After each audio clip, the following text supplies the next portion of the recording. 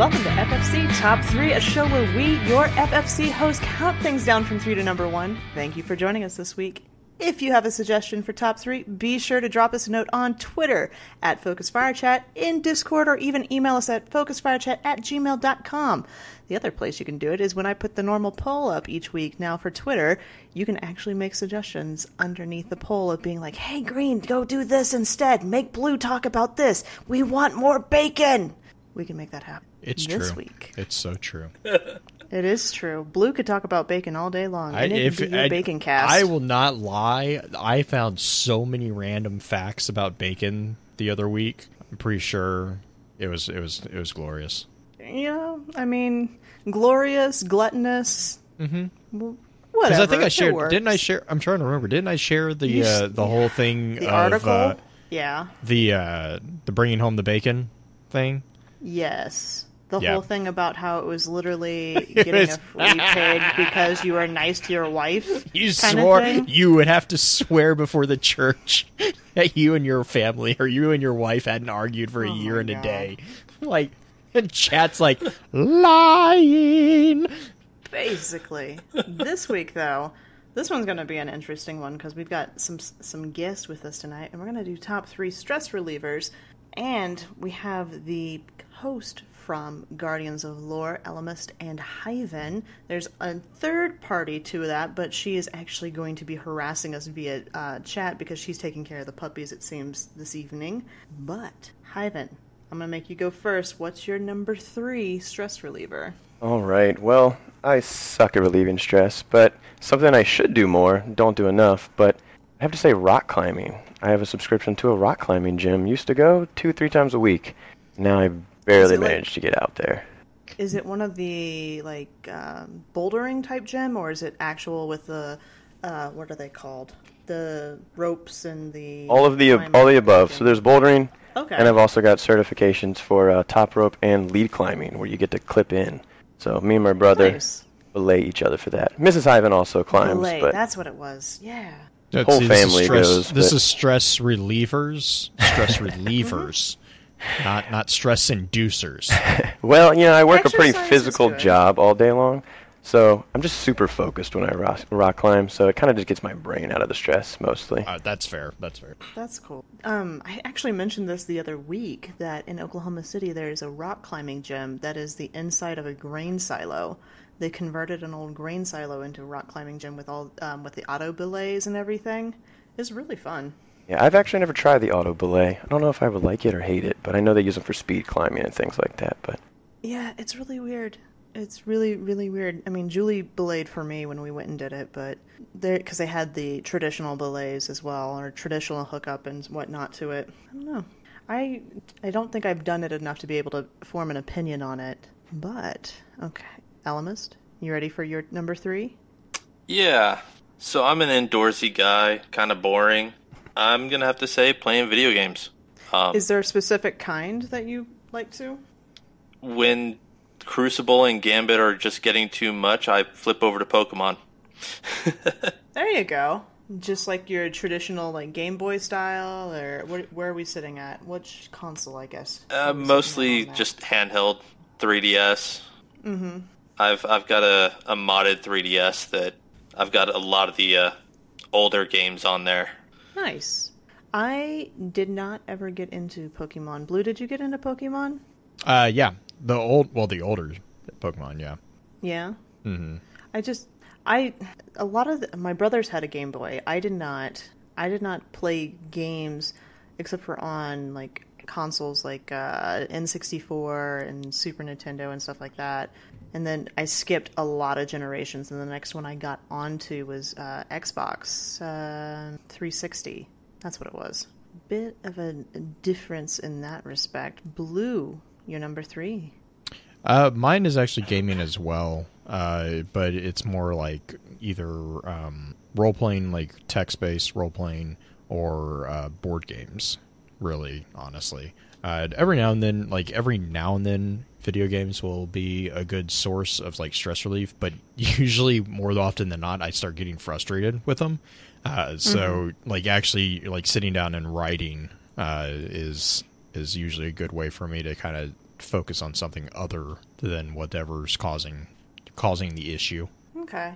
Now, I actually kind of want to ask this of all three of you. What are you looking for when you are trying to find a stress reliever?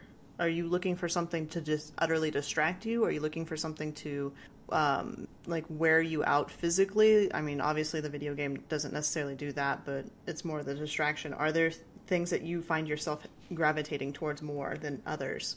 I know myself personally, it's just anything that can take my brain away from, everyday kind of stuff. So anything that takes a lot of focus for me is kind of stress relieving. Sometimes I give myself stress that way, but for the most part, I just like to keep myself kind of involved so I don't have to worry about whatever's bothering me in my normal life. Alamus, what about you? It's a lot of just taking my mind off of it, because if I don't have to deal with the actual issue, then I'm not going to sit and stew on it. Yeah, break that cycle. Yep. Blue? For me, it's kind of a distraction. It's not really distraction. Like the way, like my stress tends to come from like having issues that either I need to find a solution for and I can't, or something that's just, it's either outside my control or, whatever, which I think is predominantly common a lot of people. But for me, what I find is like if I can distract myself or get myself to think about something else, my brain will always like have that stuff running in the background. It's one of those things. It's like a trick of if you focus on something else for 30 minutes or so, you kind of, your unconscious will kind of figure stuff out while you're not paying attention to it. So it's more of trying to find a way to find something that engages me consciously and locks me in on something fully consciously, that then when I come back after 30 minutes or however long I'm doing it, I come back with a bit. It's not necessarily that it's like a completely fresh start, but it's given me a mental break basically. So it's not, I know there are some people out there whose like their idea of stress relief is to just completely avoid the stressor. And I try really hard not to do that in the sense that like I will distance myself and compartmentalize away from that stressor, but I have the intent to come back to it. So all my stuff is kind of like, hey, how can I trick my brain into stop thinking about it for for a period of time, with the intent of then being able to come back and be like, okay, I've either calmed down or I've taken a mental, like, take a breath and stepped away, and now I'm coming back and trying to figure it out. It's disengaging from. Yeah, and my problem is that the way, like, my particular mental approach to things is like I get really stuck in the weeds on things. Like when I'm working on something with work, which is, it's one of the things is like, it's why I'm good at what I do. Because I get fully focused on all the minute details and everything. And so when I hit something, when I'm doing stuff like that, when I hit something that is, illogical, or it's, human error, basically, it gets really frustrating because you can't predict it. And it's really hard to build that into, because I do systems and I do workflows. And so everything that we build is, it's systematically constructed to be very black and white, and we're building it for humans who are not black and white at all. They're very, gray. And so building it to fit, it's like trying to fit a square peg in a round hole almost.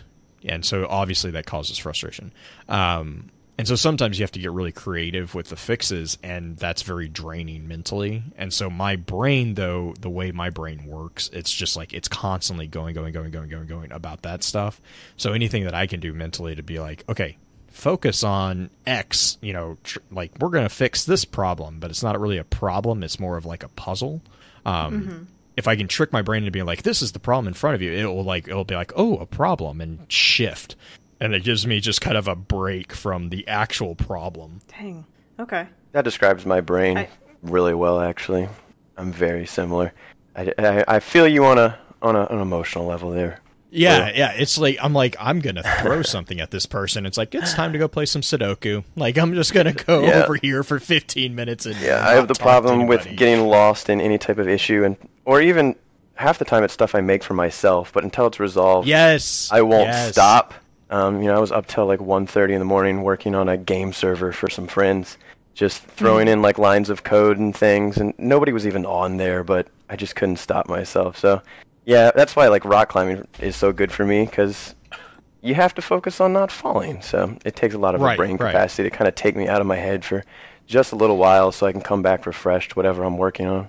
Well, and it's also I was gonna say it's also it's like it's a weird confluence of like it takes the mental energy to not use mental energy, because it's like this weird thing of like you have to be in the moment. And it's like physically in the moment, mentally in the moment, and you don't have like you don't have the mental capacity. No one has the mental capacity when they're doing that to also be worried about this, mysterious makeup problem outside. Yeah, I have to kill any semblance of trying to multitask and just focus on one thing. I feel you on that one, Hyven. My number 3 is actually swimming and doing laps, because when you're in the pool, you're moving your body in a way you're not normally moving it, because you're not obviously walking in a pool, but you also have to focus, especially if you're just doing the laps and you're working on your breathing, you're working on your form, you're trying to increase your stamina and all that different junk and jazz and whatnot. So you could still think about what the stress is, but at the same time it seems really petty in comparison to not drowning. So it's a good way to click out. What about your number 2? I think Hyven, I had you go first.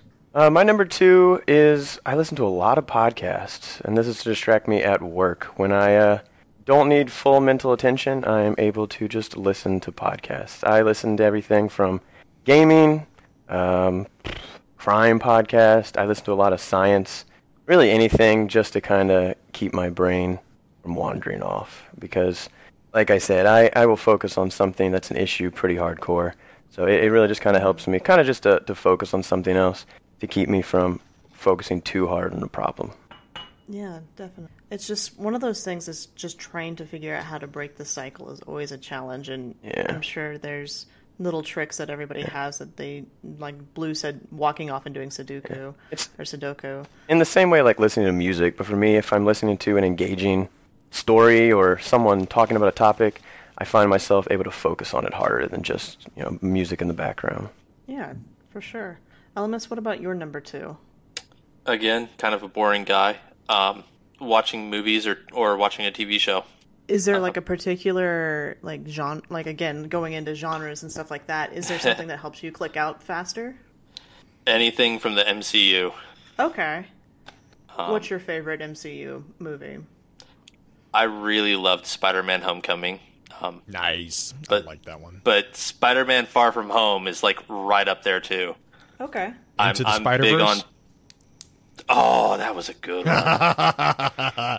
That's my personal MCU. It's not really MCU though, but it's yeah. That's awesome. As a per normal inability to talk about pop culture because I haven't seen any of those. I've not seen any of the Spider-Man movies since was it Toby? Yeah, was the first one. Mm-hmm. It's been a long time. And that's the fun thing about Into the Spider-Verse. It is a Sony production, and they actually do make fun of the Toby movies. Like they made fun of it they kept it canon in that video or in that movie, and they made fun of it, and they're like, yeah, we're not going to talk about that. And they have like an entire 30-second acknowledgement of, yeah, that was really silly and we're not going to talk about it. But I mean, God, man, like Into the Spider-Verse ignoring the fact that it introduces Miles, which is, he's got a fascinating story, and it also does an amazing job of introducing Spider-Gwen and all the Spider-Verse characters in a really easy to understand way. It's just the story's great, the music is freaking amazing, and just the visual aesthetics of it's seriously still one of my favorite superhero ones right now. Well, and going off of the story, I mean, the movie had a better Into the Spider-Verse story arc than the actual comics did. Oh, really? Yeah. The comics was very convoluted. It was mostly to introduce really a lot of confusing. different... Yeah. Well, because that was where they mostly to introduced introduce a lot of... Isn't that where they introduced the spider anima? Like they were trying to explain the whole Yes. multi-dimensional... Yeah, like it Yes. was... Yeah, it was... I mean, it was Like one of those things spider where it's totems like... and... Yeah, totems. Yeah. That's what it was. Oh my god, yeah, that's... Yeah. Interesting. Okay. Blue, what's your number 2? So, like, number 3 was kind of gaming with the writing aspect. Number 2 is straight up writing or reading, especially reading. Like, if I can have a chance to sit down with a book, like, I will lose days if I can do that, which is sadly why I don't allow, like, I can't really let myself do it right now because I have all the other stuff going on. But like, I mean, yeah, if I can get like just sit down and just start reading, that's just I lose attention to everything else because I get so ingrained in what's going on inside that book. And so yeah, it's just that's to me one of my big escapes. Do any of you guys do audiobooks? I do not. I do when I can get them. Yeah. I really should just get Audible, but Audible is nice. It's one of those things where I found myself downloading a lot of college courses because they have college course type things or lectures on there, just as much as I was downloading the books themselves and fiction because I have my favorites and I have a really hard time of branching out and finding new things. That's Goodreads has been good for me as far as like suggestions and whatnot, but there are some voice actors that I follow specifically that do Audible books and they are quite good. I will actually just travel with them no matter who's writing, just because I enjoy the voice actor so much. I could support that. James Masterson, so good. The voice actress for Rhea did a really good job too, I have to say. Green absolutely loves that book. Wizard and Glasses especially. You can't tell he's talking about the Dark Tower series. And that was the last book I listened to. I have not picked up one since then, and it has been over 7 months since I've listened to any of the Dark Tower, thanks to Rhea. You know, to be honest, I almost started listening to those on audiobook because oh my God, you were talking about it, and I just was like, I already have the book on my Kindle, I just need to just read. And then, I did not. But, I mean, I've heard such good things about the audiobook, I might just have to download that instead. It gets, well, and the thing is, it's like, They did a really good job. What it tells me is, like, I'm like, yeah, that's a really good job. If it disturbed you on that level, because when you read Wizard and Glass, that's like the emotion of Rhea is like, you're like, no, go away, you crazy old lady. And yeah, the voice actor did a good job, and there's just the descriptions too, because that's really, you have to have the team, both the voice actor and the writing, because you can have the best voice actor in the world do a lot to help a story, but if the story can't stand on its own, it's just not worth it. But gosh, yeah, freaking Rhea. Someday I will pick them back up. I promise. It just may be after I'm dead. Hey. Oh my. Green, I told you, It Chapter 2 comes out. It's a great way to get back into the feel of the Dark Tower. It's connected, It's research. Are we talking about It that you sent me? Oh my gosh. Pennywise isn't gone. He's coming back, and we should do some more research. I need to introduce you to my sister because you and both of you have this sadistic side where you love to freaking poke at me with freaking Stephen King, and I want to cuss, but I'm not because I'm trying to be good, and it's just so. Every time she's coming up here this week. Every time I get the. Hiya, Georgie. Every time I get the little clips on there was one today that actually I was not expecting it, and I was like, whoa. Oh, that's a good one. Like, I nearly sent it to you, and I was like, no, that would be mean. Because if it made me kind of blink, I was like, she'd probably kill me. Well, yeah, but in the book is even worse, but the cool thing about it is that in the same conjuncture as a Buick 87 and well, Firestar didn't connect, but like all of those novels, they are all supplementary to the Dark Tower. Like it all works in the same way. It actually explains a lot of the background of the characters inside the Dark Tower series, especially later on. It is like a crucial explanation to one of the big antagonists later on in the series. Okay, I am back. He is settling, but you were talking Dark Tower still? Yes. Well, you were asking about audiobooks. As if he would talk about anything else? I mean, right. Yeah, right. I mean... Unless it's Star Wars. Yeah, that's true. I will bring that up in the episode tonight, too, so don't worry. Where? That's what I was trying to think. Put it? Oh, yeah. When you least expect it. Oh, great. Surprise Star Wars. Surprise! Look at those younglings. We're going to go kill them all. Oh, no. No. Oh, God. No, brutal. It's almost like a culling of sorts. Oh, no. All right, Callum. Oh, man. Gosh, okay, so I was on my number 2. That's where we're at. My number 2 is another physical thing, and it's mainly something that both I and my wife do. We go hiking quite a bit. You stop that. My wife and I do. Whatever. I'm trying really hard not to make this a phrasing night. Too late. I really... Oh, God damn it. We go hiking. We go and hike up by water in particular, just because we both like the sound. And gosh dang it, chat, you two, everybody. Gosh, Oh, and my. I don't even try. This is the thing. All That's this what makes phrasing it. stuff. That's what makes it even better. It's like, well, because like, right. So the reason is because earlier in chat, someone was like, obvious like connection of like, no, we were trying to get him to do this, and I was like, oh, hey, good resisting that one. That's a low hanging fruit. Giggles, the giggling that's going on in chat, and I was like, and then you started. I was like, oh god, this is like the perfect build up, and I really was like, I'm like, keep it PG, don't laugh, right? Don't laugh, and then it just got too much. Like I just. The thing, okay, so the thing is, if you guys ever met me and I say something like that, I actually blush like nobody's business because I don't hear what's coming out of my mouth sometimes when it comes to the phrasing. And so when other people catch me saying stuff, which I think you guys pay way too much attention to what I say specifically because of the phrasing thing. I legit think this is a thing that you guys are doing a little bit more focused on me than anybody else, but I don't know. It's fine. Hiking, we like to go hiking. It is something we're actually going to do on Sunday. We are going to go hiking in a location about 45 minutes from where we're at called Sleepy Lion.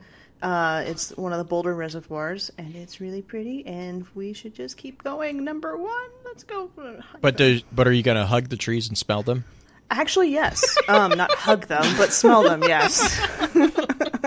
Mom, no, seriously, come here. Smell this. Yeah, I legit made my mother do this because Julie taught me that Ponderosa pines, which is something that's pretty common up here, smell either like caramel or butterscotch. Oh, I think I remember you mentioning that.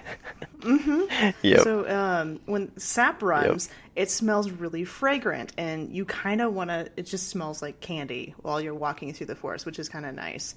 Yeah, I made my mother do it. Nice. She thought I was crazy. Yeah, I do a lot of backpacking. We always use sap to, it's a great fire starter, so I feel you. Yes, yeah, definitely. All right, before Blue derails everything. Hyven, what is your number 1? My number 1 is gaming. So. Woo! Consistency. Yeah. No, I spend a lot of my free time gaming, whether it's RPGs or a lot of Destiny. But I also like some multiplayer. I play a lot of different PvP and that kind of stuff. So really anything. Once again, it's one of those things that takes a lot of focus, whether it's a story or if it's just fast-paced gameplay. It gets my mind out of my own head.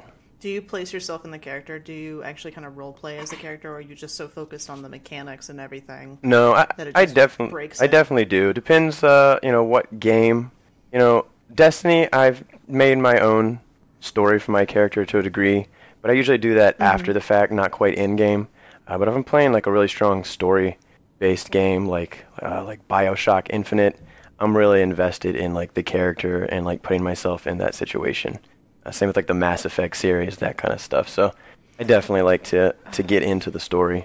Definitely. Gosh, Mass Effect. I had an earful from Issacle the other day about that. Good Lord. For 4 hours, she started talking about all the different races. It's just like, oh my gosh, I found your bluism. I'm even one of those few Just people tell who her. didn't mind Andromeda, so yeah, I'm bad. No, just Oh, tell her. really? Just tell her that the ending just depends on what color nuclear cloud she wants to pick. They love it. They love it, Green. They love it when you bring that up. Look, just because Just the ask ending might Potato. not have been the best, you got to hold the merit for the rest of the game. I mean, it arguably was at least consistent, if I dare say so. I mean, it ended. It ended. It just I love that they had to You go back and chose extend the matter. cutscenes because the fan base just revolted. It was yeah, great. I thought we were doing one of the episodes with Infested Potato, and like as he's talking, he's giving me grief about it because I was making fun of it, and as I'm just dumping memes in our chat about like all the different like ways to make fun of the Colors, ending, yeah. and it was like, oh my gosh. god, there was a friendship one where there was rainbow. Oh my remember god. Jeez. All right, Illuminus, what about you? What's your number one? Whenever I'm stressed, I tend to look to talk to family and friends. Oh. It's just specifically like my brother. He is my best friend, and whenever I have a major problem, he's usually the first one I go to. That's nice. That's not everybody has that, which it's really great that you do. That you have somebody in your family that you're able to do that with. Oh no! Now, don't get me wrong. Like, we were at each other's throats for 16 years, Oh, I'm sure. but like, as soon as we both stopped trying to be each other's friend, we actually were. Yeah. Gosh. I'm just thinking about like family and how the evolution of that can be really interesting as far as what you let your family know as far as your own stress. Because some family can be really petty about stress that you have. Oh my gosh, Blue, stop. You started posting the Mass Effect memes again. The Super Saiyan. Oh, that's what ending. oh my god, I had never experienced the Super Saiyan ending. Yeah. Oh god. God.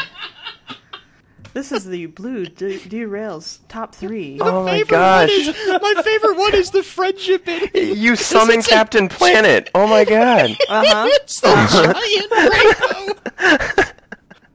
Oh, that's My perfect. Oh gosh. man. All right, Blue, your turn.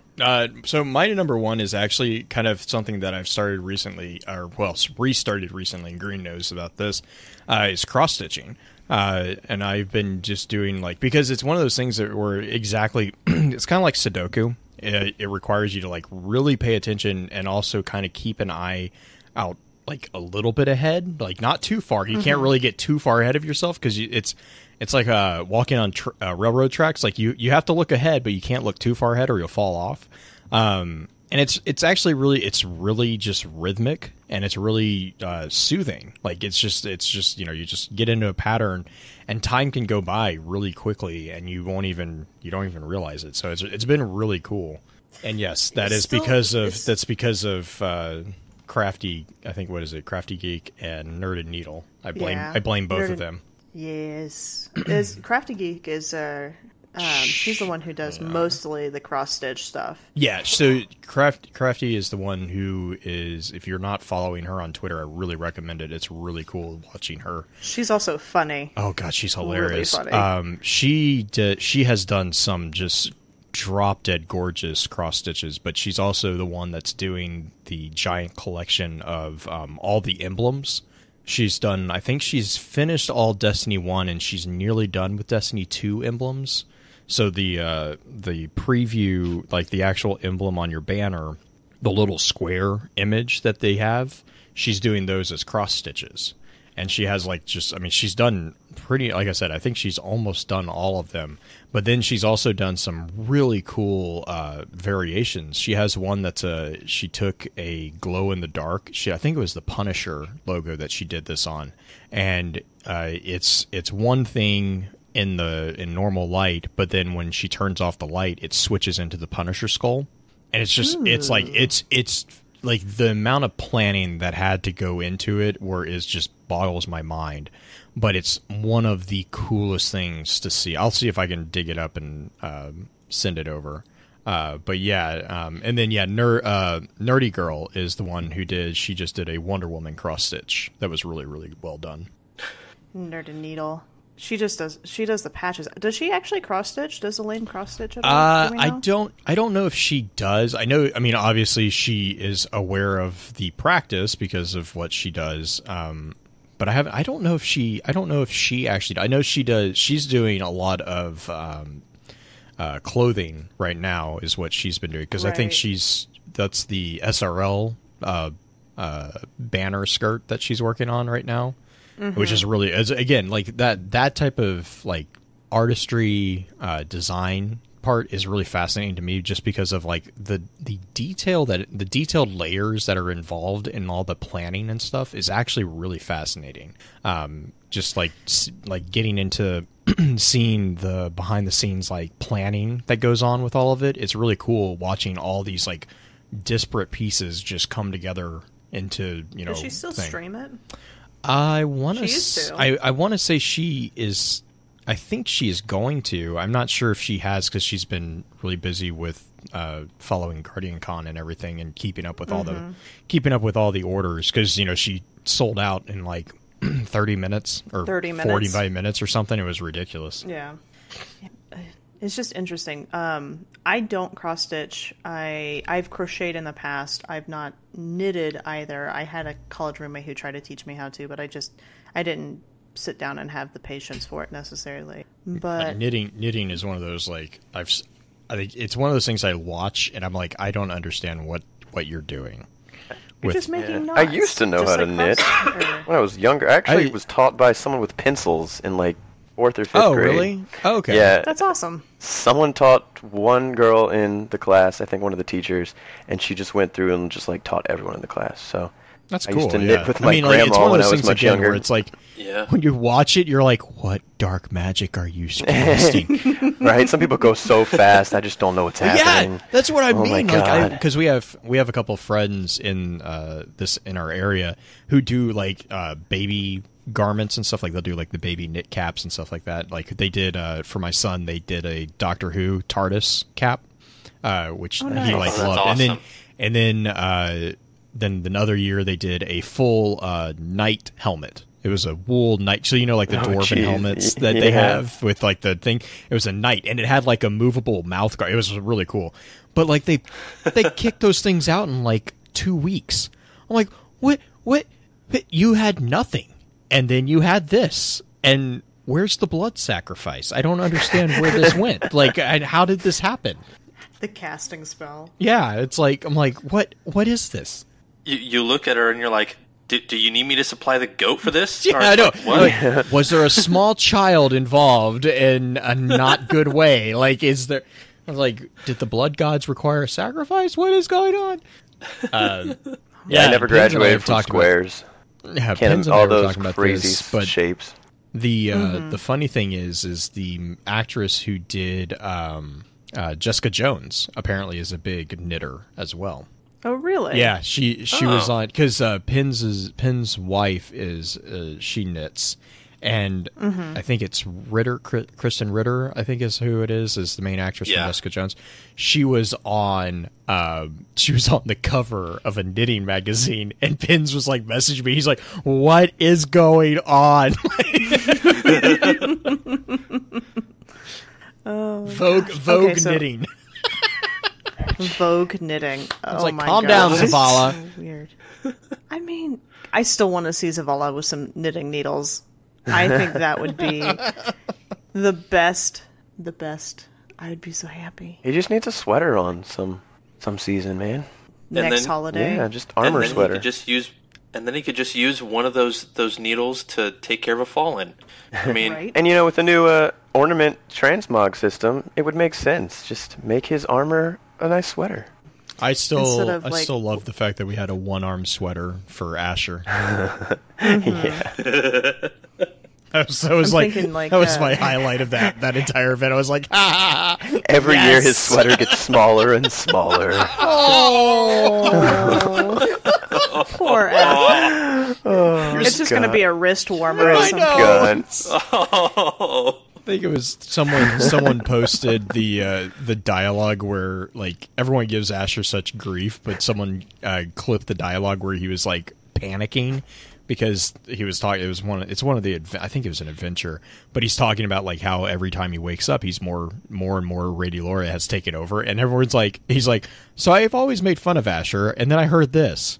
I can't make fun of him anymore. I'm like, yeah, that's why I still make fun of him, but I also recognize that like that guy's got He's going through a Yeah. yeah. Such a scary thing to know that it's slowly taking over. it's like stress. It is, and I feel like I am like ending this as like the lowest low of all of you. Like you guys have had some really great stress, like oh my god, stories and stress relievers. My number one is it's personal to me, and I know it's personal to a few of my friends. It's RPing, role playing. And it is a way to break out and do something completely different and not be you for a while. Alcohol doesn't count. I know that. I don't drink, Blue. Jesus. The messages I get in chat. I don't drink. I don't drink. Clink. Oh, a drunk raid, that'll distract you.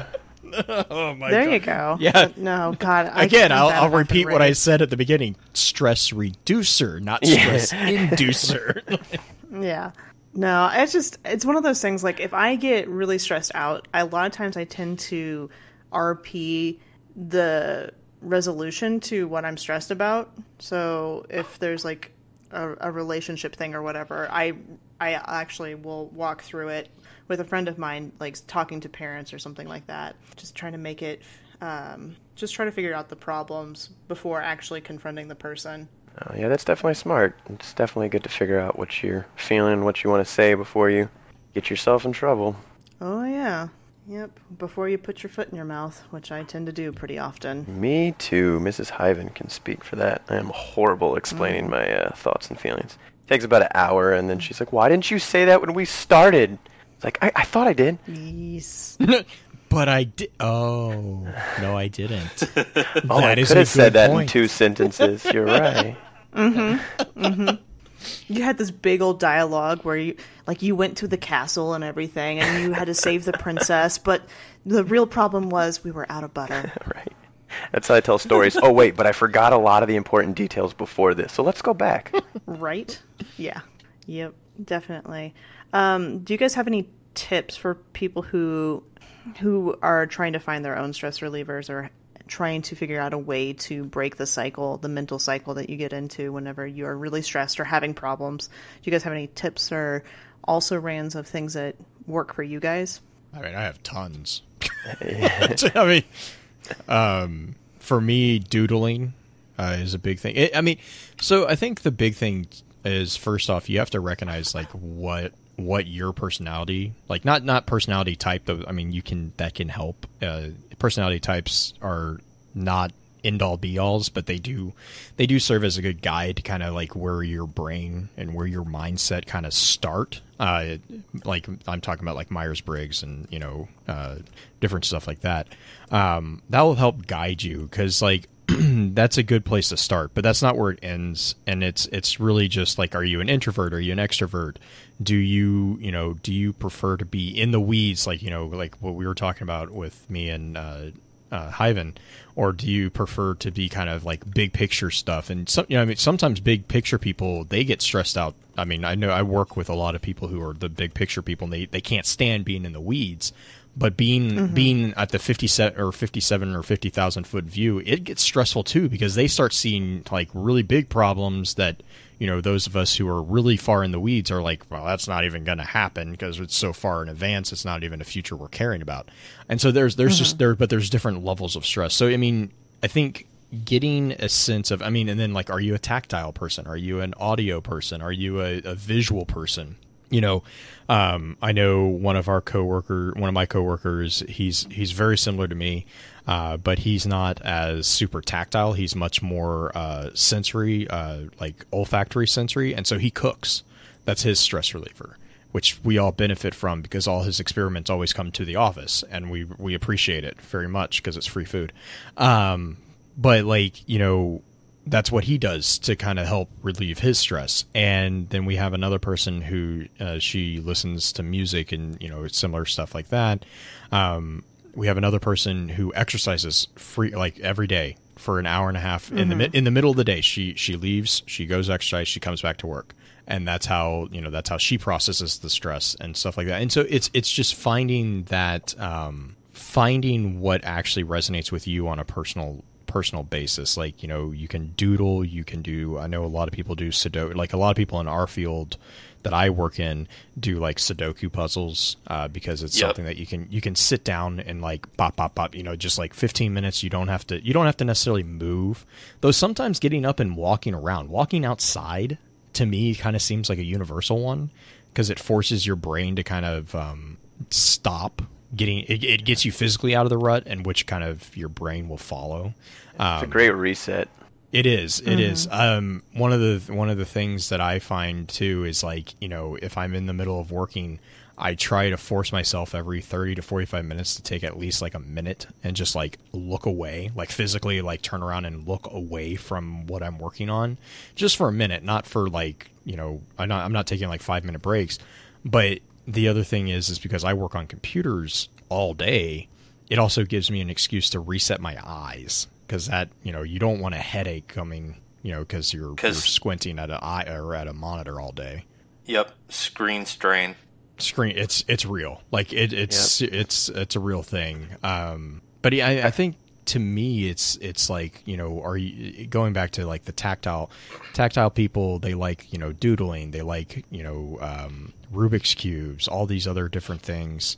Fidget cubes, I think is what it's called. I think a lot of people have found those to be helpful. I don't know about the fidget spinners. I don't really understand that. But the fidget cubes are like the cubes that have different surface materials on them. Rubik's cube type thing too. Like it's like moving things. Yeah, it's basically like Osiris's. It's a 6-sided die basically, but every single face has a different doodad, I guess is the better widget on it. Like there's one with a switch, there's one with like a thumbstick, there's one with a D-pad thing, there's a couple like tickers. I mean, it's just like a little thing. I've honestly talked to a lot of people who they really like those. Stress balls is another thing, like the squeezing of the stress ball or the bean bags or stuff like that. That's more like physical stuff. But like, I mean, it's just finding what really helps you break. I mean, just try it. Just try different stuff, and don't be afraid to try different stuff. Really. On that same note, like I use a pen or a pencil or something and spin it between my fingers.